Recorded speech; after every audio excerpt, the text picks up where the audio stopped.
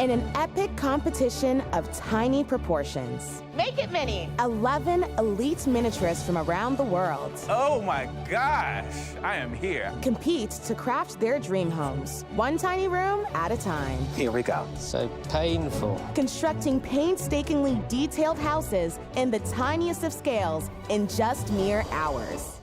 You know, I'm so impressed with what you are able to do. You're a comic performer, you're a host, you sing like an angel. Oh, that's so My sweet. goodness, Thank you. Oh my. you're the real deal. I think the CBC is very fortunate to have found you. Oh, thank you. That is so kind. I really appreciate that. Did you set yourself on sort of the arts track as a very, very young person? As a very, very young person, I decided that I wasn't going to try and be good at things I wasn't naturally good at.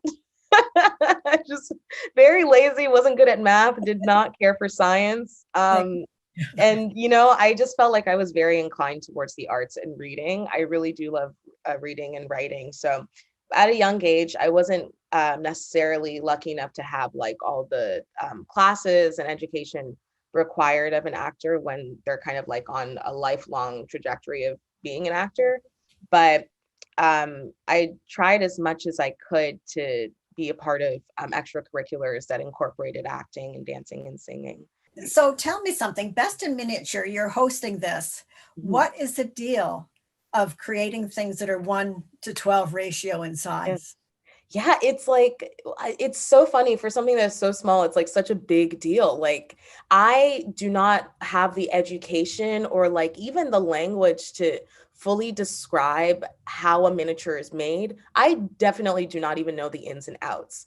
But the biggest aspect of creating something that's like 1:12 scale is that you have to be incredibly meticulous. You have to be so careful, but you also have to have like an aesthetic eye, and your measurement has to be completely to scale. So you have to master all these different skills that I genuinely have like 1/4 of. So Yeah, same here, yeah. yeah, the biggest deal with watching these things being made is just seeing the craftsmanship, like the amount of work and knowledge and like work hours you have to have under your belt to create these miniature items is like no other, like nothing else I've seen. I think it's terrific too that you have a range of age in the contestants. You don't see that a lot in reality shows. So you have an older woman who's been at it for decades, and you have like young hip, this kid from New York who's just sort of landed on it. I mean, it's wonderful. I really enjoy it. But I also want to celebrate your kindness with these people, because I assume that they're loners because they do so much fine work on their own. And here they are thrust onto the national stage, and you are so kind with them. You know, what's the reason for it? Do they need it? Do they ask to be, you know, treated gently? Tell me about your connection with them. I think it was such a very interesting relationship to have with people that I work with, because there are certain things I wasn't allowed to tell them. You know, it's a competition show, so not everyone can know everything. But I think that space of kindness and you know, just being really sweet to each other was fostered by the competitors. Like, they all are in such a tense position that you can really be nothing but kind with each other, especially because, you know, we're shooting during a pandemic. Everyone's trying to be as safe as possible and trying to stay as isolated as possible. So when you are together, it's like everyone's best side really comes out. But another thing that I really want to stress about the show is that, like, you know, somebody's working on this incredibly hard detail, but they're giving their friends some of their crafts and some of their materials to use, and they're going over to their stations and teaching them how to do things. And I think these people are already just kind, and that, because that's the type of community they're a part of. I think creating miniatures is such a sweet thing. It's the sweetest thing you could do. So they have no choice but to be like sweet people. Well said. That's really cool. And I was reading about miniatures a little bit because I know nothing. And apparently the silent screen actress Colleen Moore had a small castle about that tall, $7 million. Yes. Yeah. And she had Walt Disney actually paint the paintings. I mean, I would love now following the show, seeing your Yes. show, I would love to go to Chicago and see this thing. I bet you would as well. Oh my gosh, there are all these like doing the show has really opened up this entire world of miniatures for me because I only know what I can see on like Instagram of like people making like a miniature waffle or whatever, like really cute things. But then talking to Emma Waddell, who's one of our judges, she has this extensive knowledge on how miniatures are made, the history of them. She knows a lot about her peers who also make miniatures. And these things go for a lot of money. Like it's crazy. The amount of work hours that go into it and materials and how meticulous you have to be. It's like, no wonder they sell for millions and millions of dollars. That's incredible. And I think so worth it. And because I think people develop obsessions. So Yes. you clearly became I'm not going to say you became obsessed, but maybe fascinated Yeah. by the miniature. Oh my gosh. That is Completely so thrown. cool. Do you have hobbies that obsessions? That is such a good question that I ask myself weekly. Like I had to sit down last night actually and be like, what are my hobbies? Because every hobby I've had since I was a kid, I've now monetized and they've become jobs. So like my hobby used to be improv, stand up or like sketch, just being funny. And now it's like a thing that I have to think seriously about because it's my job.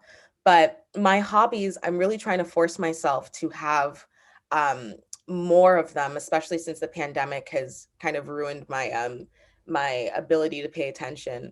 But I'm deciding today that my new hobby going forward is going to be yoga. I really I've been spending a lot of time in bed and kind of just sitting around and my body's starting to feel it. So I think going forward I'm going to really tap into yoga a bit more, get back into writing. I used to write so much, but now that I do it as a career, I don't write things that I just want to write randomly anymore. Right. Yeah. That's important to make time for that kind of thing. And good luck on the yoga. Thank That's you. very healthy, very healthy. Regarding this hour has 22 minutes. You're the youngest cast member ever. Yes. And how many seasons is it? 28, 29 seasons? That's absolutely incredible. Did you impress yourself when you got that? I genuinely, when I sent in my self-tape, I was like, I have to do what is specifically me. And because I was doing what is so specifically me, I was like, surely I'm not going to hear back because the show has such like a legacy and it has such a built-in culture already that like, I just felt like perhaps I couldn't be a part of that. But it happened. When I got it, I was like, I was shocked, especially because they didn't say right away, like, okay, you got it, sign these documents. They were like, are you available this week in September? So I felt like I was maybe in the running for it. I feel like a lot of comedians and actors in this city, we hear that, we get asked about our availability all the time, and then nothing comes from that. But something actually came from this. So it felt insane. It felt crazy. But did you impress yourself? I did impress myself. I'm glad to hear that. That is so cool. So, being that young, I don't know if that's part of it, but what did you bring to the show that it's never had? I think that the show has tried in the past to have a voice that kind of spans all of Canada, even though it's very specifically, East Coast stuff. We really do focus on a lot of issues that are local to Nova Scotia. But I was kind of afraid of being hypercritical of like racism and sexism. And I don't think that I can confidently say that the show has tackled the issues of race in the way that I have since being here. And I think the reason being is because I'm the kind of person where I was raised around people who mostly looked like me for most of my life. Being on a show where that isn't necessarily the case, the demographic of the audience that watches 22 minutes doesn't necessarily look like me. And so I think that I bring a perspective about my specific positionality that kind of echoes what Black people my age and my gender feel that has never been on 22 Minutes before. And I hope that it's opened the doors for more people like me to be on the show and represent those voices. That's fantastic. And I'm impressed. Oh, And I'm sure you're impressed. I mean, really admit it. You've really accomplished a lot and you're very young. So, you know, I'm just going to repeat it. The CBC is very lucky to have found you. So bless your heart. Good luck. And I'm just watching all your shows. Oh, you are an angel. Thank you. Thank you so much, Abba. In an epic competition of tiny proportions, Make it mini. 11 elite miniaturists from around the world Oh my gosh, I am here. compete to craft their dream homes, one tiny room at a time. Here we go. So painful. Constructing painstakingly detailed houses in the tiniest of scales in just mere hours. Oh, I'm a trooper. I keep going, and I'm not gonna stop.